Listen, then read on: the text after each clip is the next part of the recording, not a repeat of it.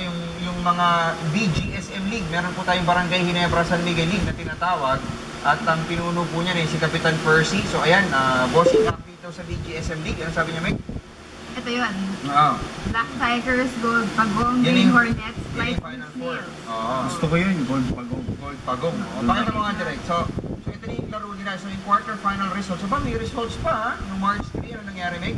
Sunday, 4:10 p.m., Barangay Holy Spirit, Quezon City, Game 1. Green Hornets Defeated. defeated Letron Blue Blazers 99-73. Black Tigers defeated Brown Wolves via fourth feature.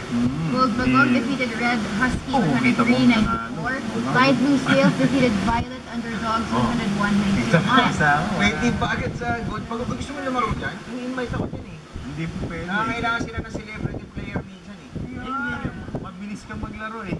Naglaro tayo, Pwede mo mag-basketball. Binamo tayo. Oy, champion kami nito. Champion kami sa Ako bench. ito si Bong cameraman at saka Si mga oy, Ramos. 3-on-3. Oo, champion. Champion sa Adidas, oy, 3-on-3. Prime namin, ano, chocolate.